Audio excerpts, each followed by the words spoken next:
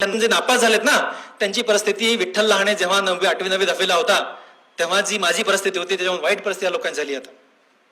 आणि त्यातला एक मित्र माझा नामदेव नावाचा, त्याचं घर आहे कोटा. कोटा किती पुराणा होतो मला याद नाही, पळसाच्या पानाने शिवलेल्या झोपडीला कोटा असं म्हणतात. ते कोटा ज्या रस्त्याने माझी गाडी जाते रस्त्यावरचा कोटा आहे, त्याचं घर आहे, ती झोपडी आहे. आमचा नामदेव त्या कोटातून बाहेर आला, माझी गाडी जात होती, तू गाडी समोर आला, विठ्ठल विठ्ठल गाडी थांबव. बघा मी इथे किती कामाला डॉक्टर असत नाही, माके गावासाठी माझ्या गावासाठी विठ्ठल आहे. मला कुणीही काम सांगतं, मला काही काम सांगतं, मी करत असतो, आनंदाने करत असतो. मी खाली उतरलो गाडीतून, काय रे नामदेव काय झालं? नामदेवच्या हातामध्ये 3 लेकरं होते, 2 मुली 1 मुलगा. नामदेव माझ्याकडे बघत नाहीये, माझा वर्ग मित्र माझ्याकडे बघत नाहीये, तो त्या मुलीकडे बघून तिला म्हणतोय. म्हणजे नामदेव काय अडचण आहे? तरी माझ्याकडे बघत नाही. त्याच्या मुलीकडे साधारणपणे 8वीला मुलगी असेल, पूजा तिचं नाव, तिच्याकडे बघून तिला म्हणते, पूजा तुला माहिती आहे हे कोण आहेत? ते माझ्याकडे बोट दाखवून. पूजा म्हणते हो माहिती आहे की हे डॉक्टर विठ्ठल लहाने आहेत, दररोज यांच्या पेपरला फोटो बघते म्हणे मी, हे डॉक्टर विठ्ठल लहाने आहेत. हे डॉक्टर विठ्ठल लहाने आहेत असे ती मुलगी म्हणते ना, आमचा नामदेव रडायला लागतो. मला क्षणभर कळत नाही काय झालं, झालं काय नामदेव, काय झालं रे? मी खूप सिरियस झालो. तरी नामदेव मला बोलत नाही. नामदेव पुन्हा त्या मुलीकडे बघून पूजाकडे बघून म्हणतो, पूजा एकदम लहान आवाजात, पूजा तुला माहित नाही ग, हे डॉक्टर विठ्ठल लहाने आहेत ना, हे माझे वर्गमित्र आहेत. बघा इतका सीन आवाज झाला त्याचा, एकदम त्याचा आवाज असा मध्ये गेला आणि म्हणतोय, तुला माहित नाही हे डॉक्टर विठ्ठल लहाने माझे वर्गमित्र आहेत. त्याच्या पुढे जाऊन तो सांगतो की पूजा विठ्ठल आणि मी एकाच बेंचवर बसायचो. आम्हाला 10वी पर्यंत बसायला बेंच नव्हते, पण 10वीला बेंच होते. एका बेंचवर 5 मुलं बसायचे, त्याच्यात आम्ही 5 जणांपैकी 2 मी, असं तो आठवण करून सांगतो. त्याच्या पुढे जाऊन तो सांगतो की विठ्ठल आणि मी एकाच टोपल्याखालच्या भाकरी खायचो. तुम्हाला कळतं का न कळतं मला माहित नाही, एकाच टोपल्याखालच्या भाकरी खायचो. आमच्या घराला दरवाजा नव्हता. माझी माय त्या पत्र्याच्या घरामध्ये मोठ्या टोपल्याखाली भाकरी ठेवून जायची दुपारची आमच्या. त्याला मी घंगाळ टोपलं म्हणायचं, आजही टोपला मी मुद्दाम ठेवलाय. त्याच्यावर एक मोठा दगड ठेवायची, कुत्र्या मांजरांनी काढू नये म्हणून, आणि शेताला जायची. नामदेव शेजार राहायचा. मग दुपारी आम्ही जेवायला बसलो की नामदेव पण जेवायला जॉईन व्हायचं. ती नामदेव तिला आठवण सांगतो, विठ्ठल माझा वर्गमित्र आहे, विठ्ठल आणि मी एकाच डेस्कवर बसायचो, एकाच बेंचवर बसायचो, एकाच टोपल्याखालच्या भाकरी खायचो. पूजा विठ्ठल नेहमी म्हणायचा ग नामदेव अभ्यास कर रे. मला नाही कळलं, जाऊ दे, मला सोडून दे, तू माझ्याकडे बघू नको, पण डॉक्टर विठ्ठल लहानेकडे बघून मोठा माणूस हो. प्रश्न नंबर 1, मुलांनी पटकन सांगायचा. पहिला प्रश्न, आमच्या नामदेवचं काय चुकलं? पटकन सांगायचं. माझं पाणी पिवण्याच्या आधी सांगायचं, कारण पुढचे 2च मिनिटं मला बोलायचं आता. लवकर. येस, हा सांग मुली, हा तू सांग. काय म्हटली? Okay, good, very good. दुसरा मुलगा, बस बेटा, थँक्यू. एक मुलं हुशार नाही का तुमच्याकडची?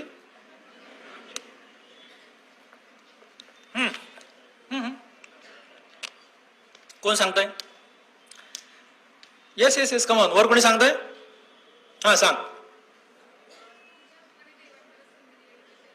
Good, this is good answer. मला एक मुलगा पाहिजे. हा सांग.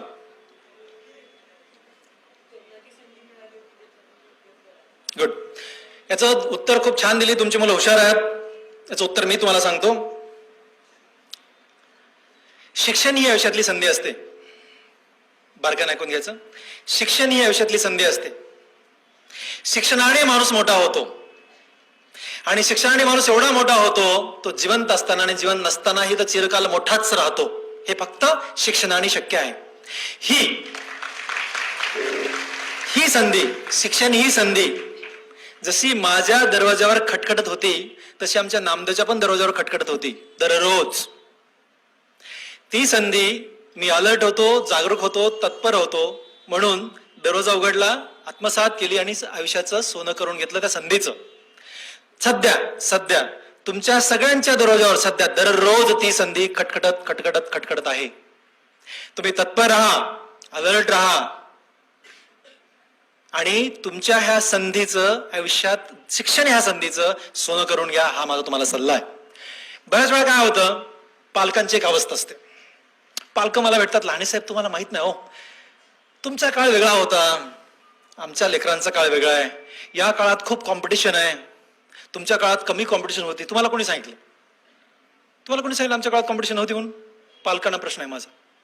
माझ्या काळात कॉम्पिटिशन होती, तुमच्या काळात कॉम्पिटिशन होती, या काळात कॉम्पिटिशन आहे, आणि याच्या पुढच्या काळात पण कॉम्पिटिशन राहणारच आहे.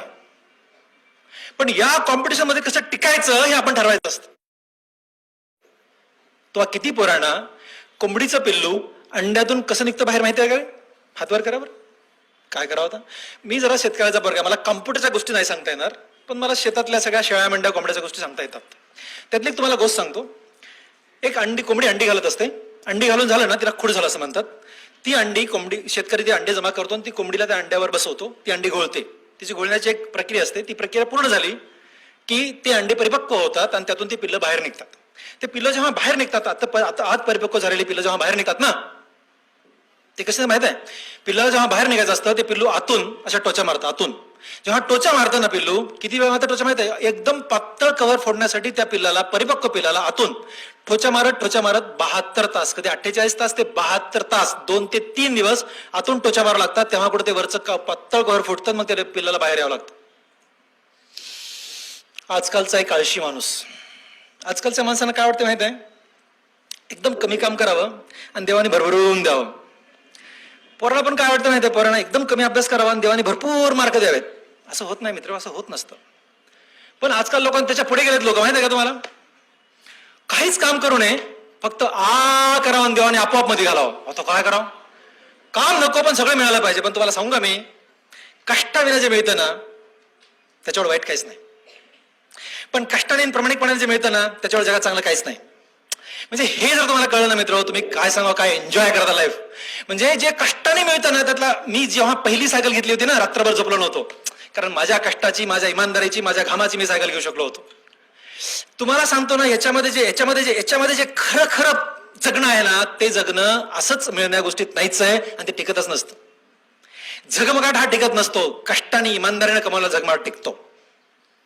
पण आजकालचा एक आळशी माणूस त्या पिल्लाकडे बघतो तो म्हणतो, यार एवढसा पातळ कव्हर फोडण्यासाठी या पिल्लाला 72 तास ठोक्या मारायच्या. आळशी माणूस. No, this is not fair, हे योग्य नाही असं म्हणतो.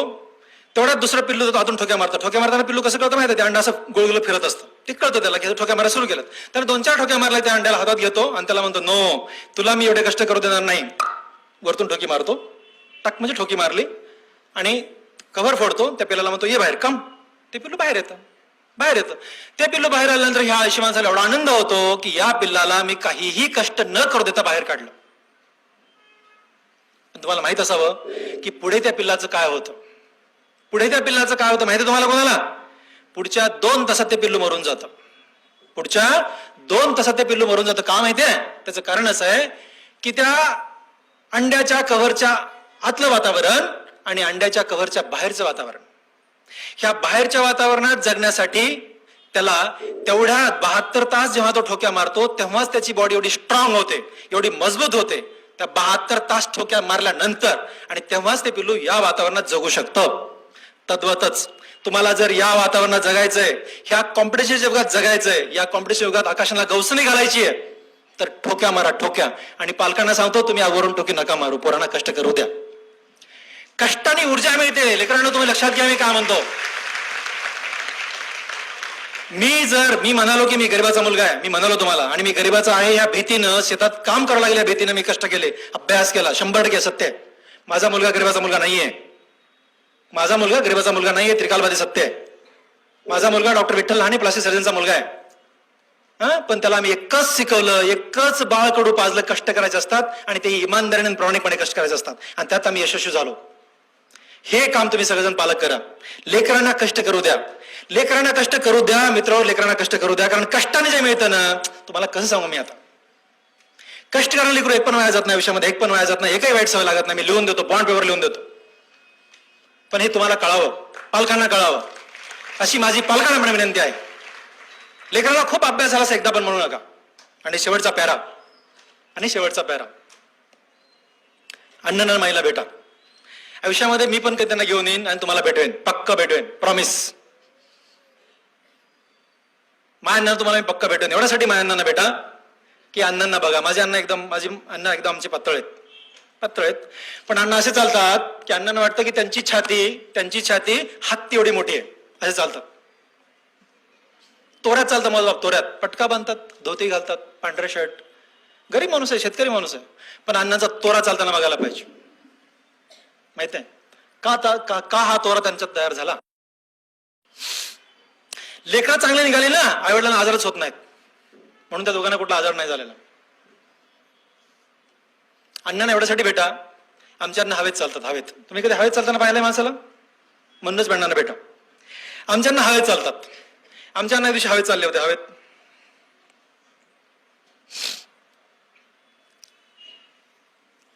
मी ओपडीत बसलो होतो, अण्णा हवेत चालले होते. मी अण्णाकडे बघितलं की अण्णा असे हवेत हवेत हवेत चाललेत. अण्णा म्हणलं अण्णा. अण्णा म्हणले का रे? अण्णा म्हणलं तुम्ही पडाल हो. अण्णा म्हणले का? अण्णा म्हणलं तुम्ही हवेत चालायला लागले, तुम्ही पडाल. बघा अण्णांनी काय उत्तर दिले, हे प्रत्येक बापाने उत्तर द्यावं. अण्णा काय म्हणाले बघा, अण्णा काय म्हणाले बघा. अण्णा काय म्हणाले? अण्णा म्हणाले असे माझ्याकडे बघत, छाती पुढे काढून, तुला माहिती आहे का मी कोण आहे?